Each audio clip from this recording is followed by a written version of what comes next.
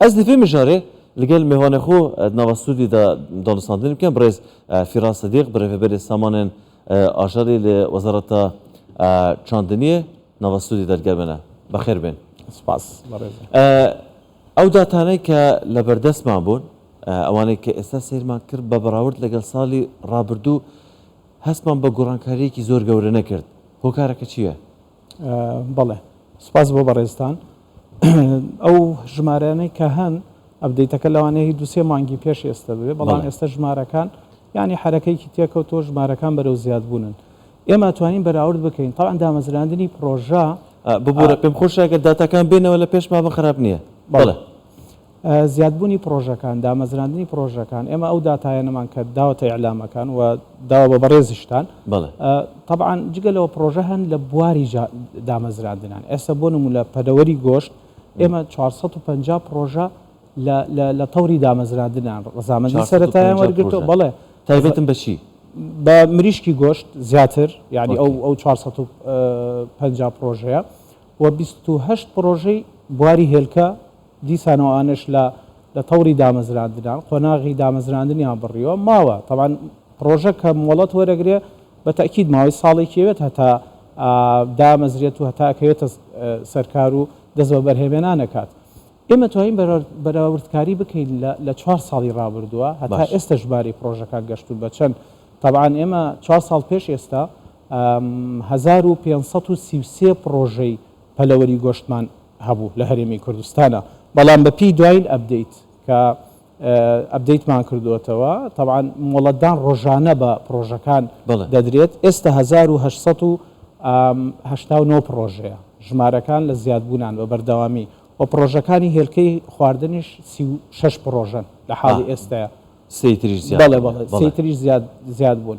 ئێستا ممکنە سبەینێ دەچینەوە دەوام دیسانەوە پرۆژەی دیکە کە مامەڵەکانیان لە پارێزگاکانەوە تەواو دەبن دێنەوە بۆ لای ئێمە مۆڵەتی کۆتاییان پێدەدەین ئەو کاتە ئێمە بە مۆڵەتی هەژمارەکەین و تااقاتی ئینتاجیان نەخینە سەر ئەو تااقاتانی کە هەمانە ئێمە 4 ساڵ پێش ئێستا لە بواری مریشکی هێلکەی خواردنە تەنها 11 پرۆژەمان هەبوو ئێستا خۆشبەختانە ژمارەکان بەرەو هەڵکشانان و ڕۆژ بە ڕۆژ پرۆژەکان زیادەکەن لە هێلکەیە گەشتونەتە ئیکتیفای زادی و زیادەبان هەیە و 150 بەرهەمی هێلکە ڕەوانەی ناوچەکانی خوار و ناوەڕاستی عێراق 150 بەرهەمی هێلکە لە هەرێمی کوردستان زیادەیە بەڵێ بۆ هەناردەی ناوەڕاست و خاروی عێراق دەکەن 7000 کارتۆنمان پێویستە ڕۆژانە باشە ئێمە 14000 کارتۆن ڕۆژانە ئینتاجی هێلکەمانە لە بواری مریشکە ئێمە ساڵانە 147,000 تەنمان پێویستە زیاد لە 250,000 تەن ئێمە ئینتاجەکەی ساڵانە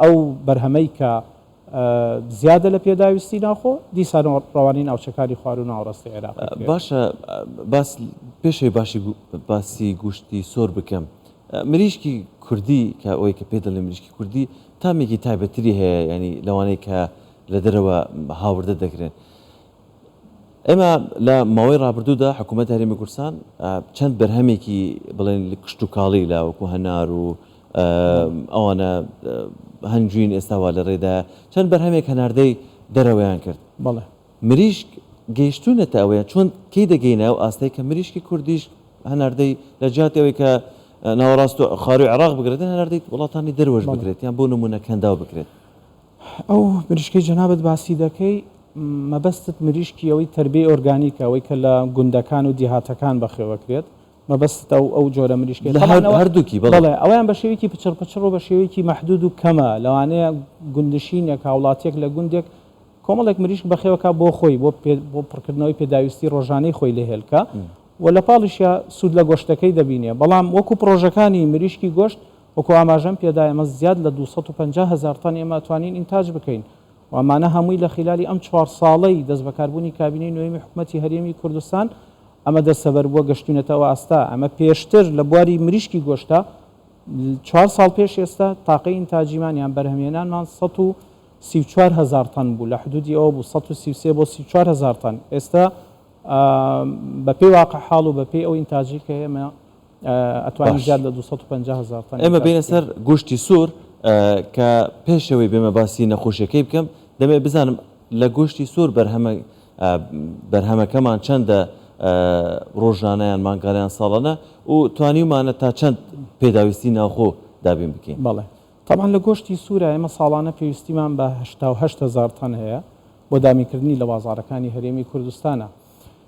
155 ئەم 1970 تەنە بە لە بەرهەمی خۆماڵی دەستمانەکەوێت. طبعا بەرهەمی خۆماڵی کە مەبەستمانە ئێمە لە حاڵی ئێستاە 100 پرۆژەی قەڵەوکردنی گۆلکمان هەیە لە هەرێمی کوردستانە.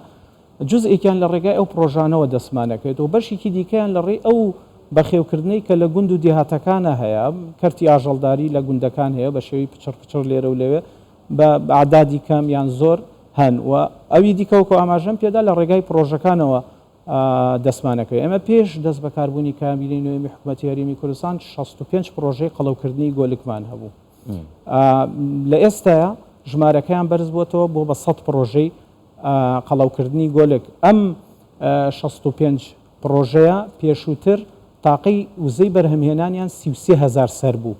باشەوەکو وزەی بەرهەمهێنان لە ئێستا وزەی بەرهەمهێنان بەرز بۆتەوە بۆ 78,000 سەر. یعنی ئێمە 35 پرۆژە گەر تەماشاکەی زیادی کردو، وەڵام ئەم 35 پرۆژە قەبارەکەیان زۆرەوە بە تااقاتی ئینتاجی گەورە دامەزراون. ئەگەر دیقەتی ژمارەکە بدەین حدودی دەتوانین بڵێن 150 وزەی بەرهەمهێنان زیادی کردووە. باشە ئێمە وا نزیک دەبینەوە لە جژنی قوربانی. خود دەزانی جژنی قوربانی کەواتە پێویستیمان بە هەموو ئەو جۆرە ئاژەڵان دەبێتن. ئەم نەخۆشەیە کە ئێستا هەبووە چۆنی ئێوە تعاملتان لەگەڵ کردووە، ڕێنمایەکانتان چی بووینە بۆ سەربڕخانەکان بۆ ئەوانەی کە ئاژەڵ بەخێو دەکەن، لەبەرەوەی خود دەزانین لەم مانگەدا بە ڕێژەیەکی زۆر خەڵک بڵێن قوربانی دەکرێت بۆ سەرژێ دەکات و حتمما بۆ خواردنە. ڕاستە.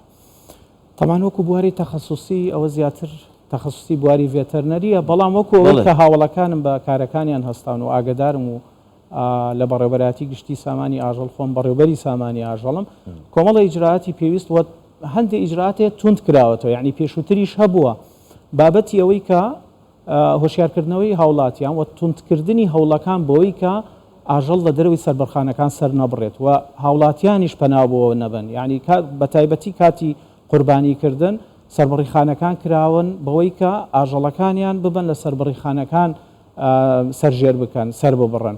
پێشووتریش لە زەرفی ئەتیادیشە هەر دەبێ وابێت، نابێ ئاژەڵ بە شێوازێکی بۆ شێوازەی کە هەیە لە لاکۆڵانەکان و لە سەرجادەکان سەر ببڕێت، چکە ممکنە هەندێک علاماتی نەخۆشی هەیە، هەندێک نەخۆشی هەیە دیار نەبێت لەسەر ئاژەڵەکە، تەنها بە پشکنینی ئەوەی لە سەربڕخانەکان ئەنجامەدرێت. طبعا ئاژەڵێک کە ئەچێت پشکنینی پێش سەربڕینی بۆ دەکرێت و پشکنینی پاش سەربڕین و دوای ئەوەی کە ئەو نەخۆشیە بڵاو بۆ تۆ ئێستا تونتر کراوەتەوە و بابەتی کارکردن لەوەی لە دەستگاکانی ڕاگەیاندنەوە و خۆشحاڵیەوە کە ئێستا کوردستان 24 یەکێک لە فەقەرەکانی ئەو بابەتێک کە هاوڵاتیانیش هەماهنگ بن لەوەی کە یەک گۆشتی بێمۆر نەکڕن لە دوکانەکانی گۆشت فرۆشتن و خۆشیان پەنابن نەبن بۆەوەی کە ئاژەڵ لە لاکۆڵان و لە شوێنەکانە سەربڕن و بیبەنە قەسابخانە فەرمیەکان سەربڕینی بۆ. بەڕێز فیرا سەدیق بەڕێوەبەری سامانی ئاژەڵ لە وەزارەتی کشتوکاڵ سوپاس کە لەگەڵمان بووی. سپاس بۆ ڕێز.